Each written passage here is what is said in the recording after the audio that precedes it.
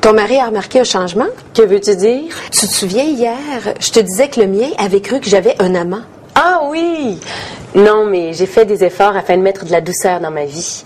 Et je l'ai fait pour moi, et non pour les autres. Tu as bien raison. Notre évolution, c'est pour nous avant tout. Et les autres en reçoivent les bienfaits.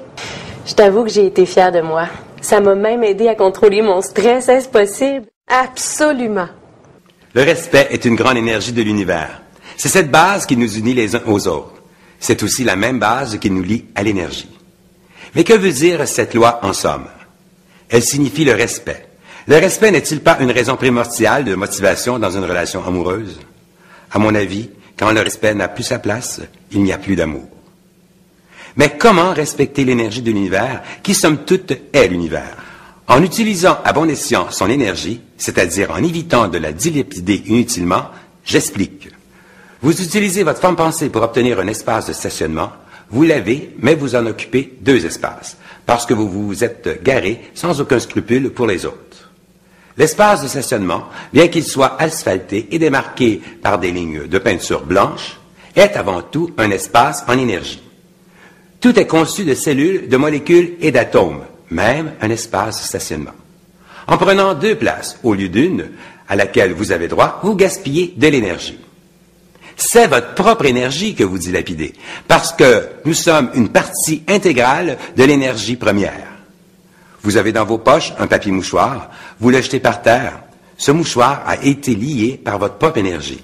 Il y a des endroits précis pour retourner les énergies utilisées dans la matière énergétique. Et cela se nomme poubelle. Ainsi, vous respectez la matière et du même coup, vous protégez vos réserves énergétiques. Un autre exemple. Je vis souvent dans les hôtels et j'ai remarqué que beaucoup de personnes, en quittant leur chambre, négligent d'éteindre les lumières et de fermer la télé. Quand vous louez une chambre d'hôtel, vous louez un espace en énergie avant tout et vous en devenez responsable. Le fait que le coût de l'électricité soit inclus dans le prix de la location de votre chambre ne vous donne aucune excuse de la gaspiller. On pourrait citer des milliers d'exemples que vous croyez ou non à cette théorie ne changera rien à la réalité des faits. Nous sommes de l'énergie dans de l'énergie et tout est interrelié. Que cela vous laisse indifférent ou que vous continuiez le gaspillage, sachez que vous seul paierez la facture en énergie. Comment? Par exemple, il vous faudra beaucoup plus de temps à guérir qu'une autre personne dans la même situation physique. Ou bien vous serez toujours dans des situations très difficiles. Donc, le recyclage aurait un rôle énergétique. Tout à fait.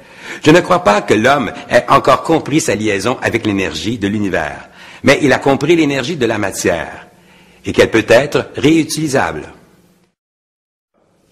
En ne collaborant pas au recyclage, est-ce que ça me nuit? Comme tout est interrelié, je dirais qu'il vaut mieux collaborer et ainsi vous vous assurerez de meilleures réserves. Dans l'action, est-ce la même chose? Par exemple, dans un restaurant où on demande de ramasser les cabarets? Absolument.